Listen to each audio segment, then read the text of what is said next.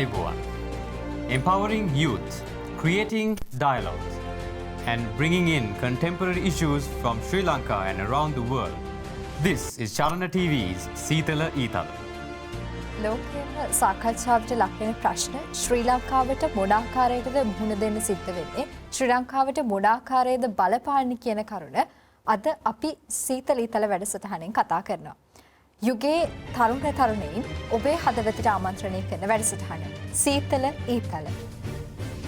And now let's have a look at tonight's episode of Speaker.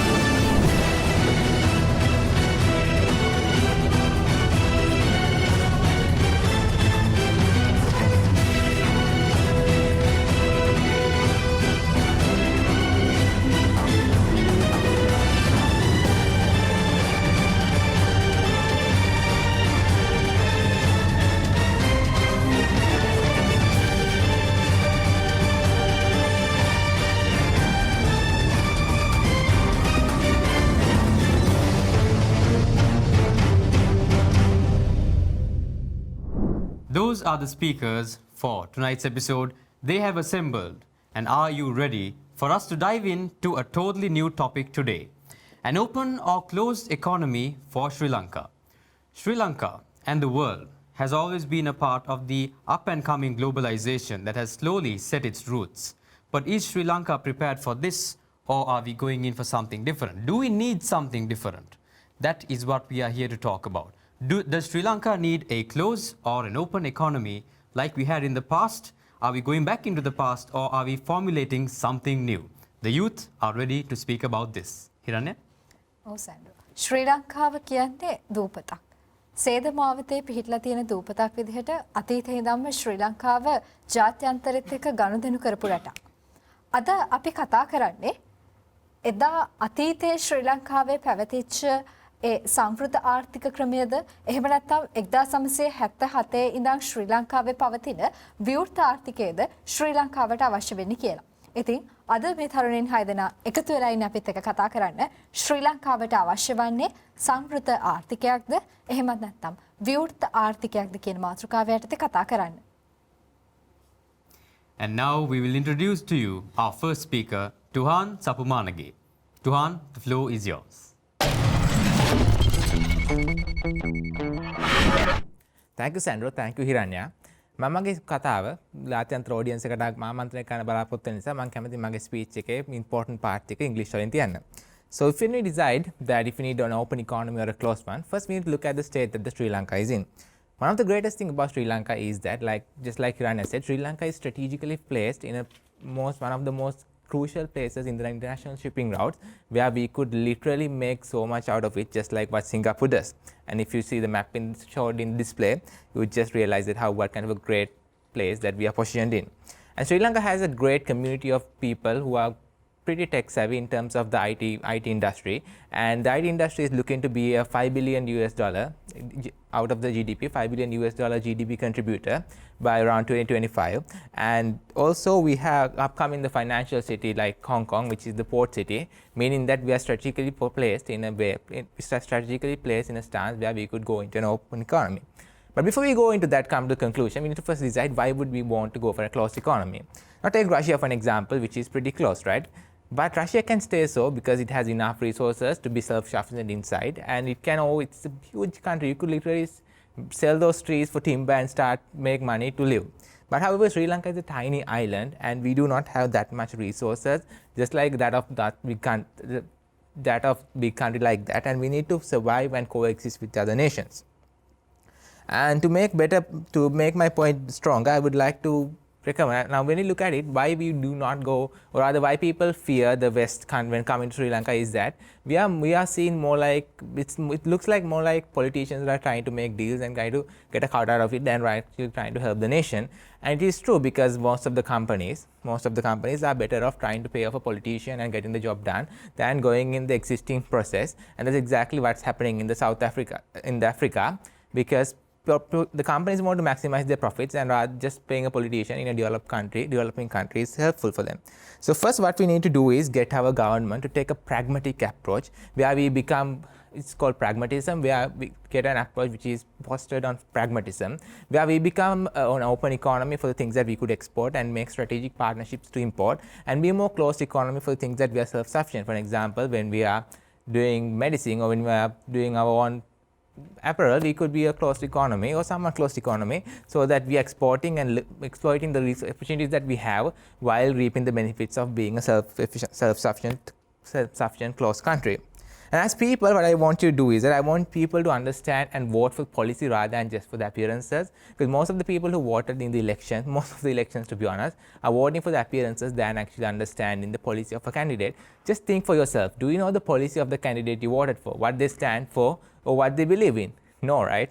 And then I want you to be more lenient rather than just saying, anti-West or anti-East or anti-neocolonialism, whatever. Just understand what's actually going in there. For example, most of you, I'm pretty sure, were, like US is bad, MCC should not be taken, but have you even read the agreement and understand what's included in the agreement? Most likely you are not. So try to be more pragmatic, try to be more open-minded when you are saying no to a pragmatic partnership.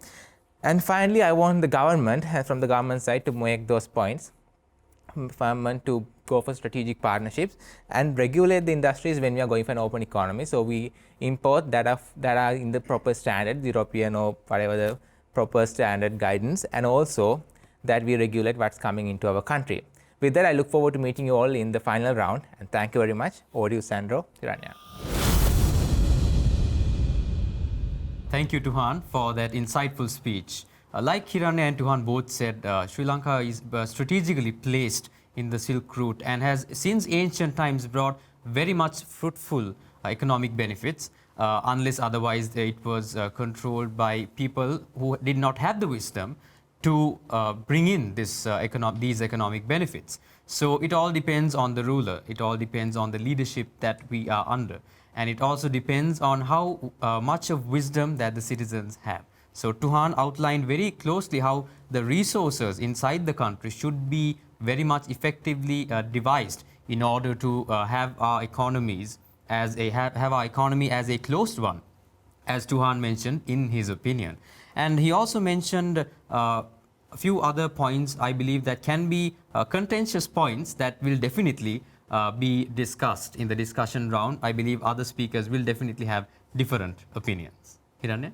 සැන්ඩ්‍රු කියපු විදිහටම ශ්‍රී ලංකාවේ අපි තියෙන්නේ විවෘතාර්ථිකයක්ද සංවෘතාර්ථිකයක්ද හොඳ කියන එක අපිට කතා කරන්න පුළුවන් සැන්ඩ්‍රු. නමුත් අපිට බැහැනේ තීරණය ගන්න. ඒක තමයි ටුහන් අපිට කියන්නේ ඔබ තීරණයක් ගනිද්දි නිසි බලධාරීන් තෝරාපත් කරගනිද්දි ඔවුන්ගේ ඡන්ද ප්‍රතිපත්ති වලට මූලිකත්වය දෙන ඔවුන් කුමන පදනමකින්ද අපිව නියෝජනය කරන්න පාර්ලිමේන්තුවට එන්නේ? ඔවුන් විවෘතාර්ථිකයේ හොඳයි කියන තැන ඉන්නවද නැත්නම් ඒක නරකයි කියන තැන ඉන්නවද? ඔවුන්ට රට වෙනුවෙන් මොකද කරන්න පුළුවන් දේ කියන දේ ගැන ඒ ප්‍රතිපත්ති ගැන සලකා බලන්න ඔවුන්ගේ බාහිර පෙනුම හරි බාහිර ලක්ෂණ වලට යටත් වෙන්නේ නැතුව අපි බලමු තවදුරටත් ශ්‍රී ලංකාවට පවතින ඕනේ මොන වගේ ආර්ථික පද්ධතියක්ද මොන වගේ ආර්ථික ස්ථාවරත්වයක්ද කියන දේ ගැන කතා කරන්න. We welcome you Tarindu Piris to the stage. Honorable Council, when you go into PETA, you don't call it the PETA market. Rather, you call it the Chinese market. And this is the reason why Sri Lanka's open economy will remain to be open.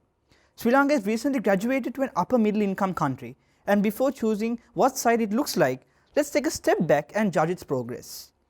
Sri Lanka has been doing fine being an open economy since its inception from independence. Under the world system theory, every country has an interdependency of the other. Therefore, the question to the House is that does Sri Lanka have what it takes to be a closed economy? And if you want to be a closed economy, does Sri Lanka have the capacity to self-sustain? Third question, in order to be a self-sustaining country, do you have the substitutes and alternatives that a country needs to function according to its needs and wants? Moving on, Sri Lanka's exports are 22.79% and imports as a percentage of 30.13% to a GDP per capita. As of right now, Sri Lanka's economy has become a classic twin deficit economy, which means its expenditure is much higher than the national income of its country. Therefore, taking this into consideration, can Sri Lanka still opt to be a closed economy in the future if they want to? understand that Sri Lanka is reaping benefits out of an open economy, then are the drawbacks of being an open economy to be blamed on poor financial management and political blunders done within our country?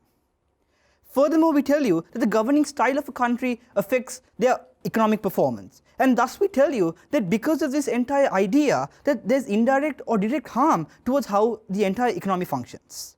Another factor being that Sri Lanka's main economic income is through tourism, tea, export and textile. Another question to the House. With this being our main export, can we still choose to be a closed economy? What's going to happen to our economy? Is the economy going to cripple down in this instance? Because we are totally dependent on the exports that we give into other countries. On another level, we have a large amount of TNCs and MNCs that are already established in Sri Lanka. You have a large amount of employment rate that are working in these TNCs and MNCs over the national companies and entities in our country. Another question to the House. What if these TNCs and MNCs are no longer there? Just take a look back and look at the unemployment rate that we're going to have too. Sri Lanka has reaped countless benefits from trading blocs and free trade agreements. So if Sri Lanka is to be a closed economy, such free trade agreements, such benefits are not going to be there for Sri Lanka. Are we going to actually risk the livelihoods and economy in order to switch to a closed economy in our country? Finally, if Sri Lanka is the wonder of Asia and the pearl of the Indian Ocean, then let us contemplate on where we are now, what we have achieved thus far, and continue to stabilize and develop this little island in the Indian Ocean. Thank you. Thank you very much, Tarindu. ශ්‍රී ලංකාව තුළ පවතින විවෘත ආර්ථික ප්‍රතිපත්තිය ලංකාවට තිබ්බේ නැත්නම් අපි කොහොමද අපේ තියෙන දේවල් පිටරටට යවන්නේ? අපනයන ක්‍රියාදාමය කොහොමද පවතින්නේ කියන ප්‍රශ්නය තරිදු මතු කරනවා. මොකද ශ්‍රී ලංකාවේ ආර්ථිකයේ ප්‍රධාන රුකුලක් බවට පත් වෙලා තියෙන්නේ සංචාරක කර්මාන්තය, තේ, ඇඟලුම් කියන කර්මාන්තයන් කියලා තරිදු කියනවා.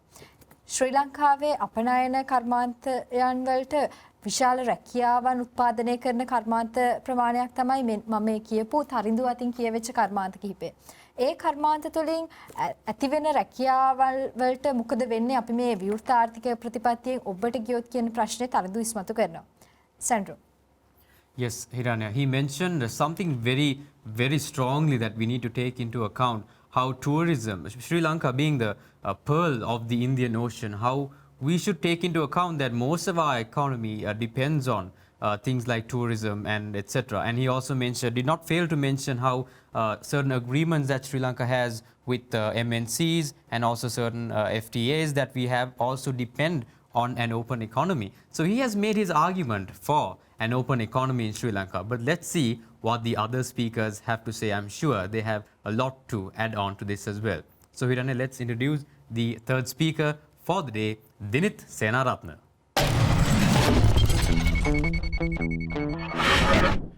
විවෘතාර්ථිකයක් ලංකාවට හඳුන්වලා දීලා වසර 43ක් පහුවෙලා. මේ වසර 43 පහුවෙලා දැන් වත්මන් තත්ත්වය දිහා බලද්දී ලාංකීය පුද්ගලෙක් ලංකාවේ උපන් පුද්ගලෙක් ලක්ෂ 3කට වඩා රාජ්‍ය ණය සීමාව පහු කරලා තියෙනවා. මේ දේද විවෘත ආර්ථිකයක් ලාංකිකයන් වන අපට පොරොන්දු වුණේ. Ladies and gentlemen, we were promised better opportunities. සෞභාග්‍යමත් ලංකාවක් තමයි පොරොන්දු වුණේ මේ විවෘත ආර්ථිකය 1977 දී ලංකාවට අඳුන්වලා දෙද්දී. නමුත් දැන් වෙද්දී කොත්තනක හරි ඉතිහාසයේ කොත්තනක හරි තැනක අපිට වැරදිලා තියෙනවා. මේ දෙයටම මම එකතු කරන්නම් තවත් මට හම්බෙච්ච දත්තයක්. ඒ දේ තමයි ලංකාවේ කාර්මීකරණයට වෙච්ච බලපෑම විවෘත ආර්ථිකයක් හඳුන්වා දෙනවත් සමගම. මොකද ලංකාවේ නිෂ්පාදනය දලදේශීය නිෂ්පාදනයත් එක්ක සංසන්දනය කරලා බලද්දී 23%ක් තිබ්බ නිෂ්පාදනය අඩු වෙලා තියෙනවා 14%කට 1977යි 83යි කාල පරිච්ඡේදයේදී. මෙතෙන් පටන් 19% ඉක්මවන්නට ලංකාවේ නිෂ්පාදනයට නොහැකි වෙලා තිබෙනවා. දැන් කියමුකෝ අපි විවෘත ආර්ථිකයට යොමු වුණා කියලා. විවෘත ආර්ථිකයට යොමු වෙනවත් එක්කම ඇයි අපි අපේ ලංකාව තුල නිෂ්පාදනය කඩා වැටෙන්න දුන්නේ? ඒ කියන්නේ මෙතන මොකක් හරි ප්‍රශ්නයක් වෙලා තියෙනවා කියන එකනේ. මේ දේ ඔයගලන්ට එක්ක if I'm to share this with you in the most simplest terms, what this basically means is Sri Lanka is not able to pay enough for the imports that we bring in compared to what we manufacture within our country. ලංකාව තුල නිෂ්පාදනය කරන ද්‍රව්‍ය වලට අපේ ණය ඒ කියන්නේ ණය නෙමෙයි සුදුසුම වචනේ තමයි ලංකාව තුලට ගේන ද්‍රව්‍ය වලට යන වියදම සම්පූර්ණයෙන්ම අපිට කවර් කරන්න නොහැකි තත්ත්වයක් තමයි උදා වෙලා තියෙන්නේ. So ladies and gentlemen, I believe there is a certain mistake we made at some point of history through the introduction of an open economy. So if we do pay attention to this, we might be able to look towards a better solution. Thank you very much. Thank you, Dinit, for that wonderful speech. Dinit questions us as to whether we really need an open economy. And he brought up strong facts that, while Tharindu earlier brought out amazing facts as to why we need an open economy and why the necessity does take place. However, Dinit showed us the repercussions of that we've had in the past many years, approximately, if I'm not mistaken, 30 or so years that we've had at being an open economy. And Dinit mentioned this. However, there are certain drawbacks. I think we have almost all already weighed the pros and cons. But however, we have 3 more speakers left. But before that, Hiranya, would you like to add something? Oh, sir. Dinit ප්‍රශ්න කරනවා ශ්‍රී ලංකාවට ආපු විවෘත ආර්ථිකයත් එක්ක ශ්‍රී ලංකාවේ දේශීය කර්මාන්තවලට මොකද වුනේ? ඒවා බිඳ වැටුණා. එහෙම නැත්නම් කිසිම සංවර්ධන ප්‍රගමනයකට ලක්වන්නට හැකියාව ලැබුණේ නැහැ. ඒකද අපි විවෘත ආර්ථිකයත් එක්ක බලාපොරොත්තු වෙන්නේ. අපේ දේශීය දේවල් නැත්තරම නැති කර ගැනීමක්ද කියන ප්‍රශ්නාර්ථය ඔබට ඉතුරු කරා. අපි බලමු නව යෞවනයන්ගේ අදහස් මේ කෙටි විරාමයෙන් අනතුරුව.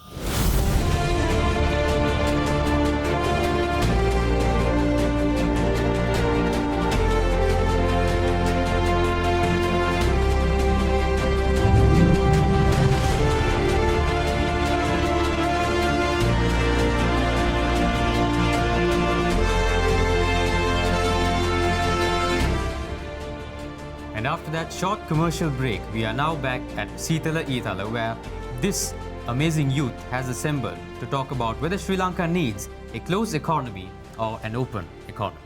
And now we have the final 3 speakers lined up for you. Next up is Shimar Ahmad. Shimar, the floor is yours.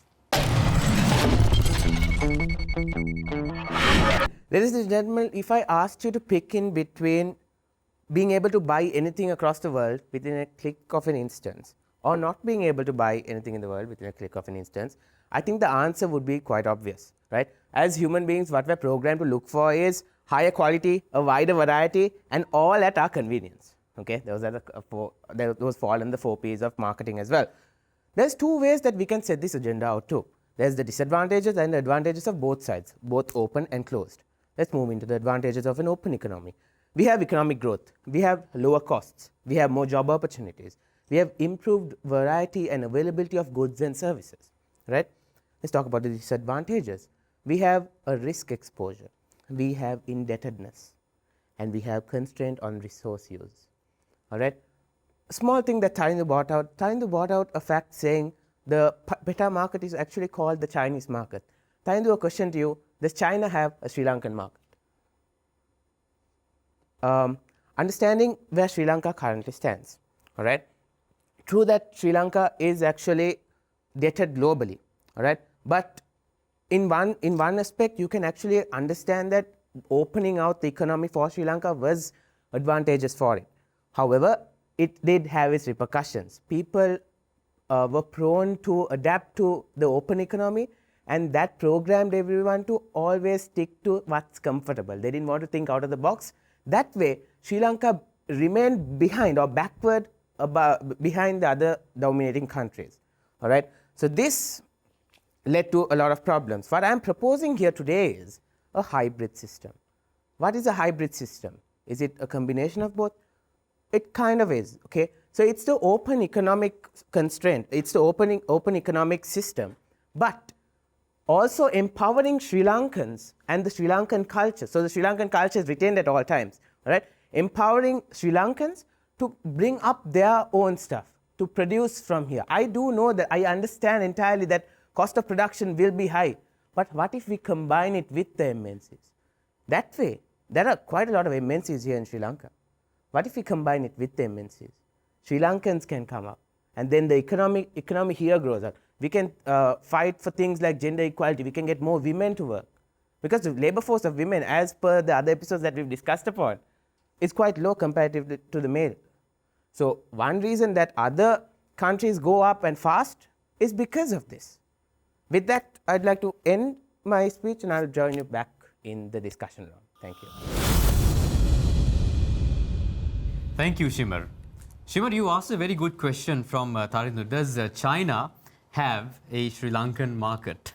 I think that itself showed how the lack of economic power that we have as a country when it comes to competing. And thank you, Shimar, for mentioning that, because there comes the question when it comes to your solution as well, how he provided a solution of a hybrid economy. Of course, this can be in the theory and in practicality can be discussed by the later speakers as well. Thank you, Shimar, for these insightful points. And Hiranya, would you like to add something?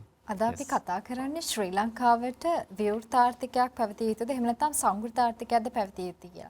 එතෙන්දී ශිබර් බොහොම අපූර්වයට අරගෙන එනවා අපිට සම්පූර්ණයෙන් විවෘත ආර්ථිකයක් පවතින්නට ඕනේ. එහෙම නැත්නම් එහෙම නැතුව සම්පූර්ණයෙන්ම සංවෘත ආර්ථිකයක් පවතින්න ඕනේ කියන මතයට මම යන්නේ නැහැ. ඒ දෙකම එකට එකතු කරලා ගමනක් යන්න පුළුවන් නම් අපිට පුළුවන් වෙයි රටක් විදිහට ආර්ථිකය නගා සිටවන්න කියන තැන ඉඳලා කතා කරා. විවෘත ආර්ථිකයේ තියෙන ප්‍රයෝජන, ඒ වගේම සංවෘත ආර්ථිකයක තියෙන ප්‍රයෝජන මොන වගේද බෙදිලා යන්නේ කියන කරුණ ඔහු සඳහන් කරා. විවෘත ආර්ථිකයක් තියෙනකොට රැකියා අවස්ථා වැඩි වෙන හැටි, භාණ්ඩ මිල පහළ යන හැටි, ආර්ථිකය නගා සිටවන හැටි, ආර්ථිකයේ සංවර්ධනය වෙන හැටි ඔහු කතා කරා. ඒ විතරක් නෙවෙයි අපිට රටක් විදිහට ආර්ථිකය අතින් දියුණු වෙන්න ඕන නම් අපි විවෘත ආර්ථික ප්‍රතිපත්තිය මත ඉඳලා නමුත් ශ්‍රී ලංකාවේ අපේ දේවල් අපේ කර්මාන්ත නගා සිටවන්නට අවශ්‍යයි. ඒ තුලින් අපි රටේ ආර්ථිකය ස්ථාවර කරගන්නට ඕනේ කියන කරුණට තමයි ශිමර් කතාව අවසානයේදී අපි වරගෙන ආවේ. අපි බලමු දිල්ෂාරා ෆොන්සේකට මොනවාද ශ්‍රී ලංකාවට අවශ්‍ය වෙන විවෘත ආර්ථිකයක්ද එහෙම නැත්නම් සංවෘත ආර්ථිකයක්ද කියන කරුණ ඉස්මතු කරන්න කියලා. A closed economy is self-sufficient means no imports are brought and no exports are sent out. The goal is to provide consumers with everything that they need from within their economic borders. An open economy, however, is where countries will trade with other regions. We are in a world where we are at an economic war with each other, with each and every country. Where economically strong countries tighten up their economy by investing their economic plans in countries which are economically weak. So in such a situation, my opinion is Sri Lanka is not too late to improve their economy and have a better open economy. For that, we need our policies and politicians strong. Sri Lankans are innovative, there's no doubt in that. Let's take the recent pandemic situation. We started making sanitizers, we made a ventilator machine, we made Medibee, we had a solar powered face mask, we made an isolation pod, a sterilization chamber, a virus testing booth. More than 138 innovations burst out during this pandemic.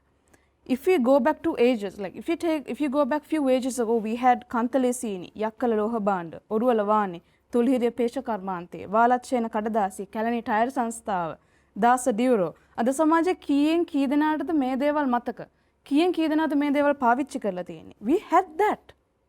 The main reason why these products are not with us anymore is the lack of attention we gave to them. It's not too late to restart them also.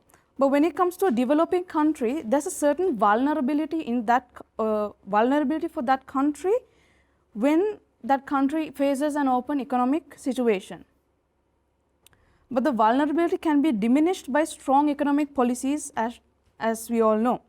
Monetary policies, trade and exchange rate policies, foreign exchange, debt management policies, they're the few most important aspects that we can actually pay attention in order not to be vulnerable in this economic war. With that being said, I'd like to conclude by saying that we have enough and more innovators. If you ever get the chance, please do read the Confessions of an Economic Hitman by John Perkins. With the hope to see Vega on our roads, thank you, and I will join you in the next rounds. Thank you very much, Dilshara. ශ්‍රී ලංකාව තුළ අපිට අපේම කියලා තිබ්බ කර්මාන්ත බොහොමයක් අපිට අමතක වෙන මට්ටමට පත් වෙලා කියලායි කියනවා. සීනි කර්මාන්තය, කඩදාසි, ගිනි පෙට්ටි, ලෝහ භාණ්ඩ මේ විදිහට අපි අපේ දේවල් නිර්මාණය කරගත්ත රටක්. අපිට අපේ කියලා කර්මාන්ත තිබ්බ රටක්. නමුත් ඇය කියන්නේ මේ කර්මාන්තවලට තිබ්බ අවධානය නැති වෙලා, අඩු වෙලා කියලා.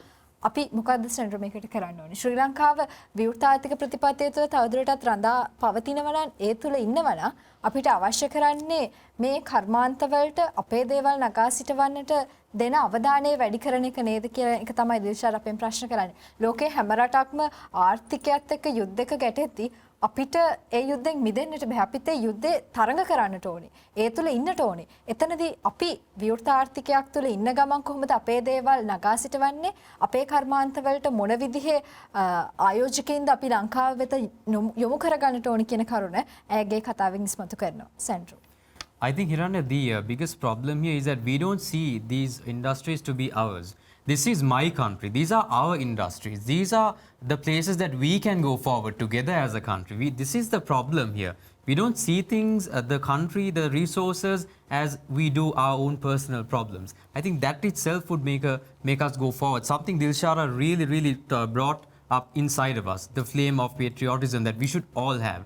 Following which he mentioned a lot about these economic wars that are happening. Sure, Brexit is in the process of happening. The United Kingdom is has already requested for their sovereignty, right? Should Sri Lanka take such similar approaches in the coming wars because we cannot face this war? Or should we fight back by knowing what is ours and fighting back with our industries? A question to you for you to ponder until our next speaker takes the floor, Shiranti Senanayaka.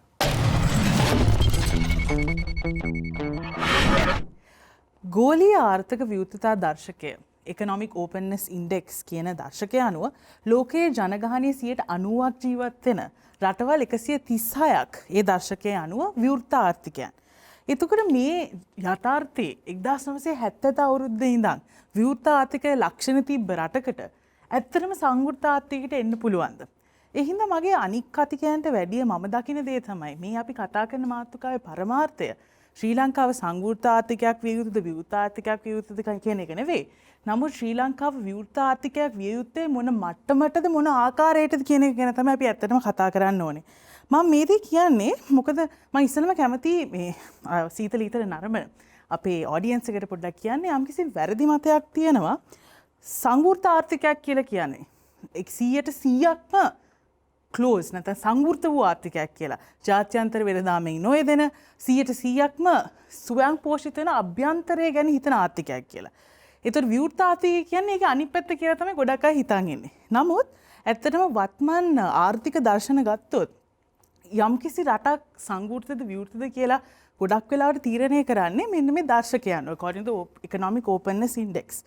දැන් මේ දර්ශකය අනුව ශ්‍රී ලංකාවේ openness එක නැත්නම් විවෘත බව 57.4යි. ඉතින් ඉතුරු ටිකේ අපේ තියෙන සංවෘත ලක්ෂණ නැත්නම් closed economic qualities. So ශ්‍රී ලංකාව අනික් රටවල් එක්ක සාපේක්ෂව බලනකොට ඇත්තටම විවෘත ආර්ථිකයක්ම කියලා කියන්නත් බෑ. මොකද අපේ තියෙන certain සංවෘත ලක්ෂණ.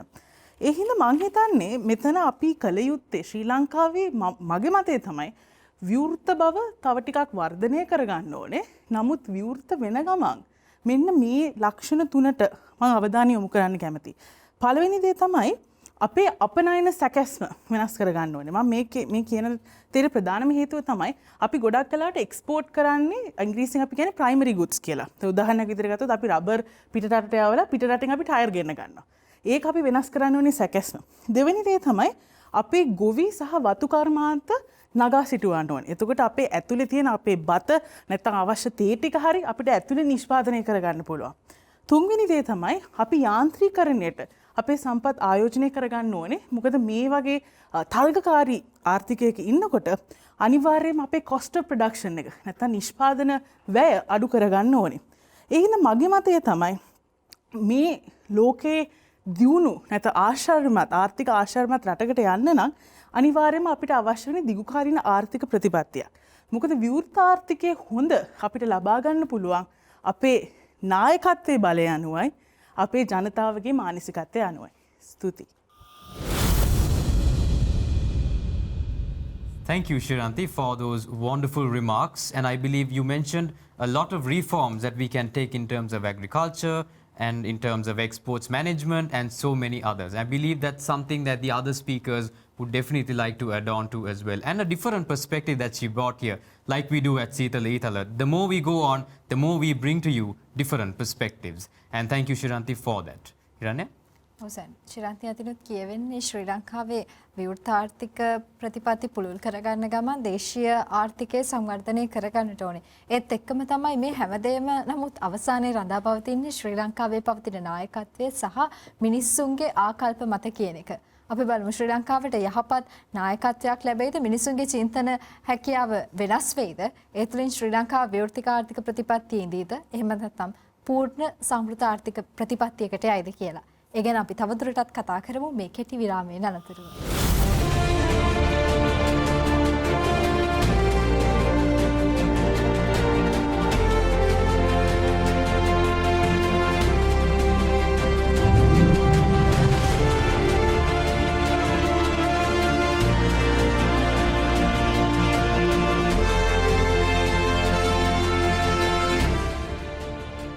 Welcome back to Seethala Eethala after that short commercial break.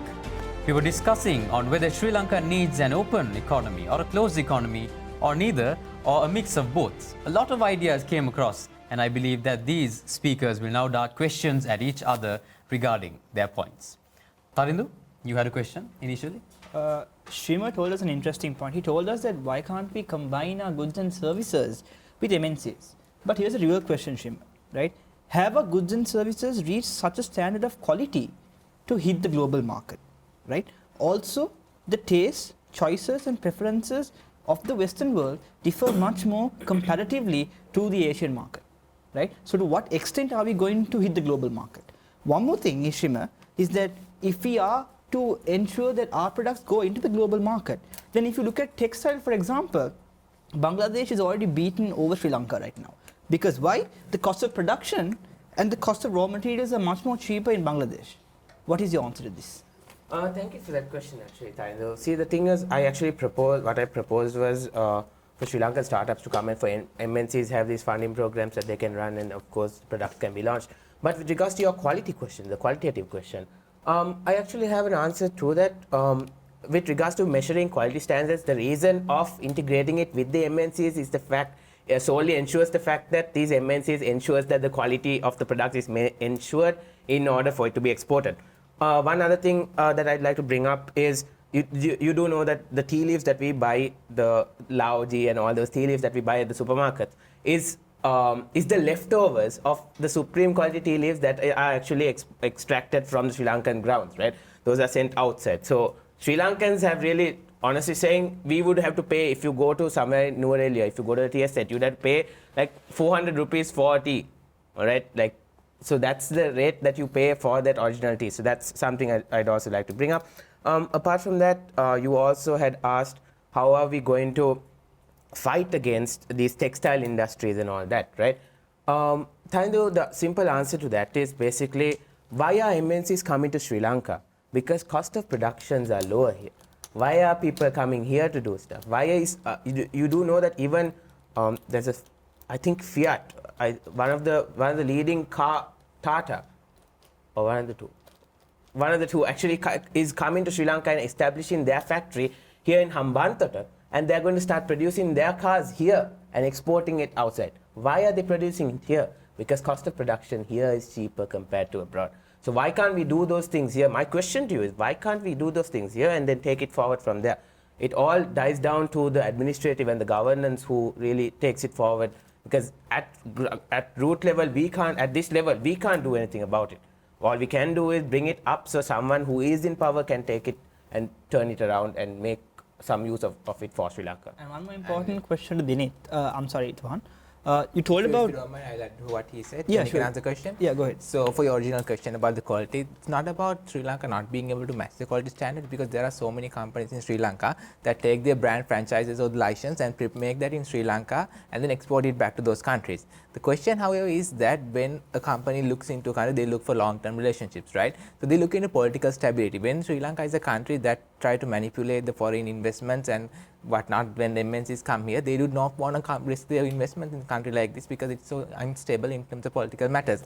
And that in terms of the taste of theirs, Sri Lanka does not make any value additions for the product that we send. For example, you take one of the speakers to Kenya, for example, they send flavored tea and they do a value addition. Whereas our people, we just send the raw material without doing any value addition, which is very nicely brought out by Mr. Menil J. Fernando, one of the leading tea exporters here. And they are the two biggest issues that I see in Sri Lanka, why we cannot match, not match the quality, but why we are not surviving or competing in the global markets due to the, for your answer, that's as the answer for your question. So Dinesh, you told us that you have a large amount of problems with regard to Sri Lanka's open economy, or to the extent of its openness. But what I think personally is the problem is how whatever that you have is the governing body that controls it, right? Just like Shima told us that the governing body or the government is the one that has to formulate certain things for the country to run, right? In this instance, don't you think that even though we have an open economy, that it's the governing body that has a moral responsibility to run the economy well?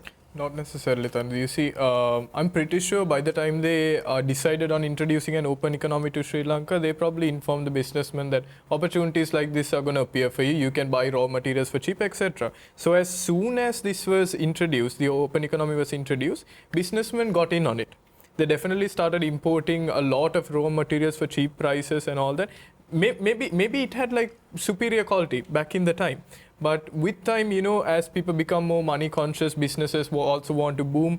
They don't necessarily want the best raw materials, but things that fit standards and maybe a bit above par, so you can compete with your competitors. So you see, in a condition like that, දැන් මාත් එක දිල්ෂාරත් ඉස්සර කතා වෙවි හිටපු දෙයක් තමයි මේ ඉල්ලුමක් නැතුව සැපයුමක් නැහැ කියලා. ඉතින් මෙතන ඉල්ලුමක් තියෙනවානේ. අඩු වියදමකින් අපිට ගන්න පුළුවන් නම් ඒ මූලද්‍රව්‍ය අපි ඒ ඔප්ෂන් එකත් එක්ක තමයි යන්නේ. ලාංකික ව්‍යාපාරිකින් ඒ දේ තමයි ගන්නෙ. So you can't really blame the government for this. It's how the entire thing just blew up. How businesses were given the chance and how they actually exploited this. And how Sri Lankan local businesses and all weren't given that opportunity. You see, they can't go below their production costs. So when it comes to a country that actually has commercialized the end, okay, let's take the clothing industry for example. You went on to say that Bangladesh, yes. So Bangladesh has lower production costs there, right? The reason why Sri Lanka has lost that place is because we can't go below that cost. Bangladesh has commercialized the industry more, so they have more MNCs, interested in that country. That's what had led to all the interest. But we can't do that with Sri Lanka. Just let me add what Dennis said was directly relevant was that this is why the government is responsible. Now, for an example, you cannot definitely go beyond the cost of production to when you're selling the item. But the thing is that when the government take action, for an example, have political instability or sell the ports to some other country, then the cost of production automatically increases because when the stuff comes from the Hambantota port, they impose excess duties, and when the country is unstable, the credit rating goes down, so you can't take any loans. So the government is directly responsible, and maybe there are some cases why the companies in Sri Lanka fail because of the bad business behavior or the bad management, but government is directly responsible, and which is why I don't agree with your contention that you say that government, it's up to us, because this is really a macroeconomic issue that you and I cannot be contributing, cannot be controlling wholly on that. Just to correct myself as to what I bought, it was not Fiat, the company was Volkswagen. That's the one that's going to come in. Situan, I also agree with you with regards to how the government is of direct importance. I do know that. But what good is a government without its people? Is the government going to is the government going to do everything on its own? I do know that the government is in the final countdown, as in final decision making level. The government is the ones who makes the decision, and it all falls on them. But we have to make an effort for the government to find some ways, right, as to how they can tackle it. If we don't make an effort, if people in this level don't make an effort or don't voice their opinions out, it is a democracy after all, isn't it? Exactly why you need to vote for policies than for appearances, because when you vote for appearances, the person who comes cannot be held accountable because they don't have a policy. This is what I said I will be doing, which is why I said you need to be voting for the right people, and you also need to follow up and see if they do what they promise doing, so that the government will be responsible and we as people can later work on the foundation that is built by the government. Can I add a bit of value to what you said as well? Sure. To pun intended. Okay. You see, also when it comes to policies, people can make promises, especially your leaders. So just make sure you look back on their history and actually observe and see what they've done. because that will genuinely contribute to better decision making as Sri Lankans. Dilshara, what are your thoughts on this? කට්ටිය කතා කරනකොට මට මේක දෙයක් මතක් වුණා මේ මං කියවනේ දැන් ආර්ථික යුද්ධයක අපි ඉන්නේ කියලා. එතකොට මේ බහුජාතික සමාගම් අතරෙත් මේ යුද්ධය තියෙනවා. ඔයගලන්ට සමහරකට මතක ඇති මේ අහවල් දේ අනුභව කරලා ඒකේ කවර කිහිපයක් එවන්න අපි එතකොට තෑගි දෙනවා කියලා. මේ වගේ පොඩි මේ මං හිතන විදිහට මේක මේ අල්ලසක් කියලා කිව්වත් ප්‍රශ්නයක් නැහැ. මේ වගේ දේවල් හින්දා අපේ දේශීය කර්මාන්තය පහළට ගිහිල්ලා තියෙනවා. ඉතින් ඒක වෙනකොට අපිට අර බතික් කර්මාන්තය, විස්මුණු කර්මාන්තය අපිට ගොඩනගා ගන්න පුළුවන් නම් ඒ දේවලුත් අර වගේ ට්‍රික්ස් අනුගමනය කරන්න පුළුවන් නම් මං හිතනවා මිනිස්සු අතරට අපේ දේවලුත් අරගෙන යන්න පුළුවන් කියලා. මිනිස්සු අතර විතරක් නෙමෙයි අපේ රටේ ඉඳලා අපි තව රටකට ඒක එක්ස්පෝර්ට් කරන්න පවා අපිට පුළුවන් වෙන්න පුළුවන්. Speaking of MNCs, you do have to realize that MNCs have a huge marketing capacity as well when compared to a local shop, basically.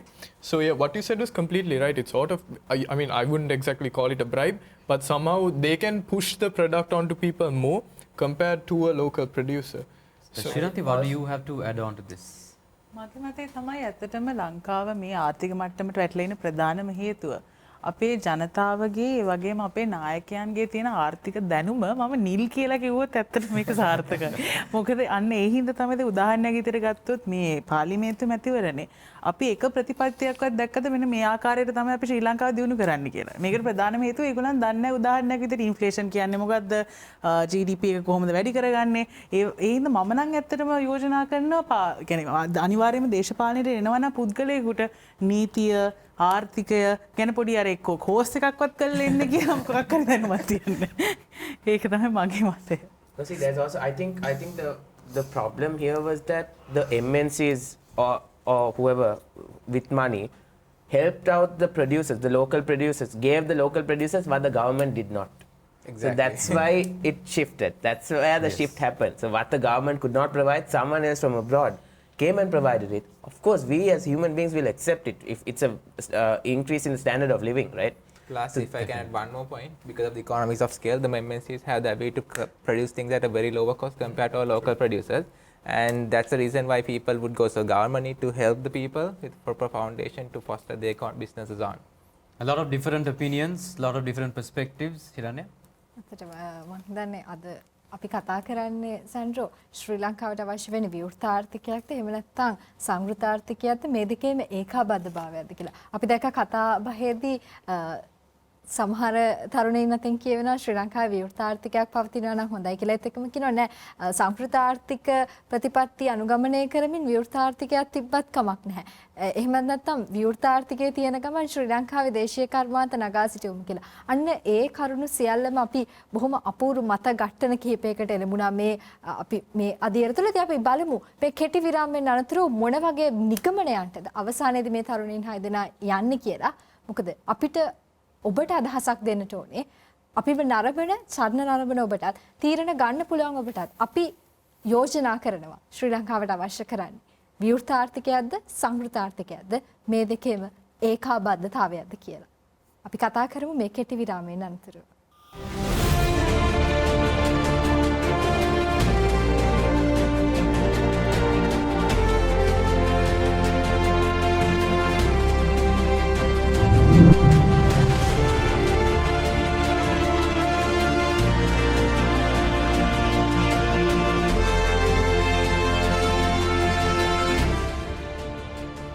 And after that short commercial break, we are now back at Seethala Eethala, where the youth discussed and darted their questions at each other on whether Sri Lanka should have a closed or an open economy or even a hybrid one. And now let's witness their solutions that they have for you. You may be a policymaker, you may be an average Sri Lankan listening in, but do listen, you may learn something. And if you are in a position of power, do remember that the youth here has assembled at Seethala Eethala to give you a different idea on what the youth thinks, how we should go forward. Tuhan? Thank you, Sandro. And my conclusion is that we need to take a pragmatic approach where, for example, if you take SCC did an investigation, what they figure out is that the companies are more likely to pay off politicians in developing countries than actually go on the procedures because it's much cheaper and they can get better profits. So what people need to do is that we need to go for a pragmatic approach where we hold the politicians accountable and not be like pro or anti-West, where, for example, Singapore gets US aid for their military, but they all sit but also China is their third biggest, largest trading partner, where you can take both sides and be more pragmatic in either open or closed economy. And as people, I want you to be more understanding and understand the policy without saying that you're not going to buy from Uncle Sam, but instead understand what's actually going on before actually coming to conclusion whether you have an open economy or a closed one. Thank you. I think Sri Lanka can't be a free market economy. Sri Lanka can't be a command planned economy. I think the best idea what we can go for as a country is to be a mixed economy, right? You need to have a balance of government intervention. You need to have a balance of the role of responsibility of private corporations, right? There needs to be a compromisation between these two entities on how the country moves forward. Also, an important point in this debate was the fact of MNCs, right? We totally agree that our products have to hit the MNCs. But let's also take a step back to think about how MNCs can destroy a country in the outset of it. And therefore, that is the only way we can move forward. Lastly, we are the wonder of Asia. We are the pearl of the Indian Ocean. So let's move forward. Let's build on what we have. And let's take a step forward. Thank you. So, if any of you have been following the news recently, you would have probably realized that Sri Lanka was demoted from an upper middle income to a lower middle income country. So the way I see it, an economy on the pathway to development should focus more on its production on a domestic level, so it can actually establish itself well and then start building steps to move further ahead. Thank you. I'd like to end by actually bringing out something that we all forgot about. See, the thing is, we've kept focusing on multinational companies and how we can bring in new products to Sri Lanka. But what happens? What if we introduce new industries or focus on other industries in Sri Lanka? That's also something that we could further on, later on maybe, we could implement, because new industries like the IT industry, like Tuhan mentioned, there are, in Silicon Valley, there are companies like Navota and all who have bases here in Sri Lanka. So Grab, a main competitor of Uber, the main competitor of Uber, is developed here in Sri Lanka, if you all didn't know. So things like this, Sri Lanka has a lot of value. So I believe in the end of the day, the ultimate resource in economic development is its country's people, is the people and their will or passion to make a change. All right, it's not the capital investment, it's not the raw materials, and most definitely, it's not the system the system that's developed in that country, that's used in that country. It is both you and I. Thank you. මේ වෙලාවේ රැවුලත් ඕනේ කැඳත් ඕනේ තත්වයක් තියෙන්නේ. ඉතින් අපි මොන දේ කළත් මොන දේ කිව්වත් අපි දන්න දෙයක් තමයි අපි දැන් මේ ඉන්නේ ආර්ථික යුද්ධයක. ඉතින් එහෙම යුද්ධයක ඉන්න අපි අපේ ආර්ථික ප්‍රතිපත්ති නිකන් මඩේ හිටවපු ඉන්නක් වගේ තියෙනවා නම් එකකින් කිසිම වැඩක් නැහැ. අපි අපේ දේශීය දේවල් නිර්මාණය කරලා ගත්තත් ඒවා දේශීය දේවල් එළියට දැම්මත් ඒ රටේ තියෙන දෙයක් ඇතුළට ගත්තත් අපේ ආර්ථික ප්‍රතිපත්ති හරියට reliable protection එකක් නැත්තම් මං හිතන්නේ අපි මොන විදිහට කතා කළත් ඒක ප්‍රැක්ටිකල් නැති වෙනවා.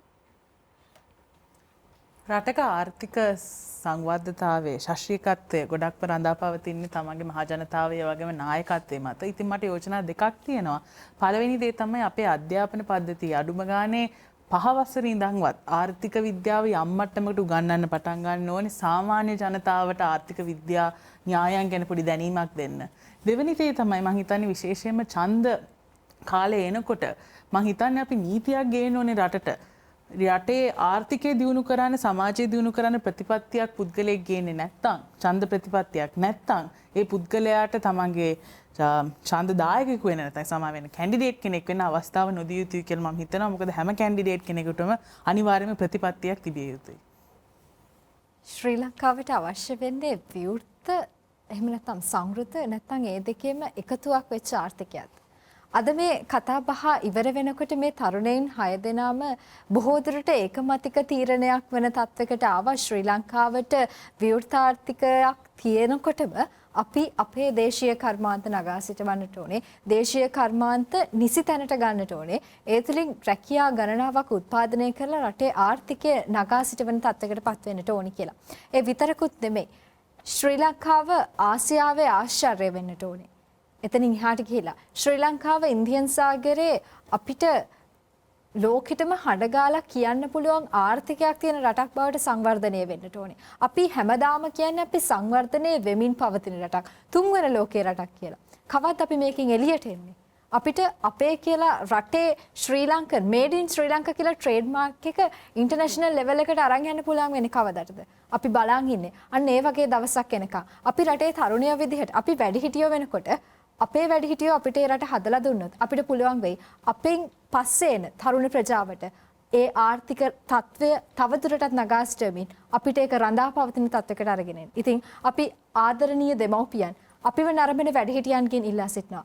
රටේ ආර්ථිකය සංවර්ධනය කරන්නට විවෘත ආර්ථිකයක් ඕනේද? එහෙම නැත්නම් සංවෘත ආර්ථිකයක් ඕනේද කියන දේ ගැන තවදුරටත් කතා බහ කර කර ඉන්නේ නැතුව නිවැරදි තීරණය ගමු. ඒ තුළ ක්‍රියාත්මක වෙමු. අපිට අවශ්‍ය වෙන්නේ ක්‍රියාත්මක වීමයි. එතනදී අපිට පුළුවන් වෙයි රටේ ආර්ථිකය සංවර්ධිත මට්ටමකට ළඟා කරගන්නට.